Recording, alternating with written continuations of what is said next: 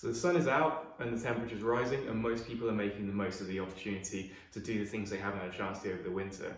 But much like any change in season and activities that change with that, there are risks that get associated with it. For one, I've seen a lot more runners and a lot more gardeners in my clinic because they've been a lot more active, gone back to these things they haven't done for a while and overdone it a little bit. So I wanted to share with you a few guides on how to kind of approach changes in your activity with the changes in the seasons.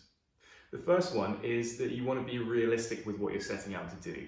Using gardening as an example, if you haven't done any gardening over the winter and all of a sudden you're like, right, I need to start on my garden, I need to do X, Y, Z, you probably want to take your time with it. I've seen so many people coming in because they haven't done any gardening for 2 or 3 months, and all of a sudden they're spending 5 days a week in the garden, working themselves really hard and overdoing things.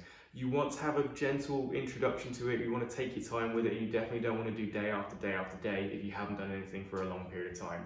The second one with it is not to get carried away. So this is often easier if it is more exercise related, like gym related, of you go to the gym, you work yourself hard, and you think, well, I'm working reasonably hard, I'm getting a bit tired, maybe I should stop now.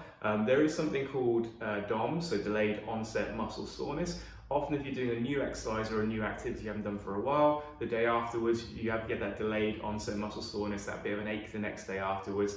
While a little bit of that is okay, if you push yourself to the absolute limit, it can be quite severe. It can actually cause an injury or an irritation of the muscles from there.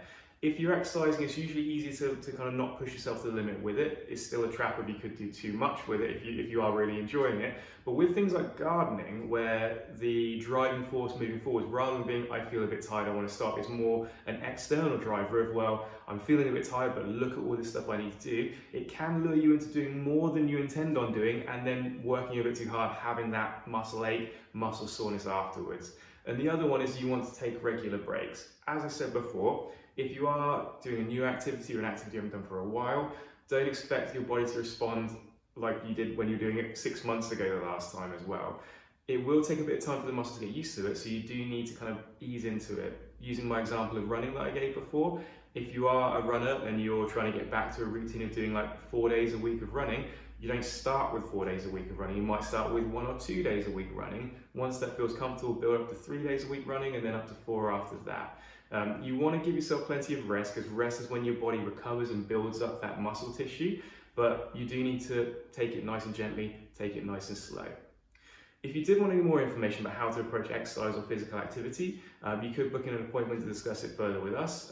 We have physiotherapists and we have a sports therapist working for us, so ample people to give you all the information you need. If you have pushed things too far and you're suffering, then we could book an appointment with one of us to get things moving on the straight and narrow.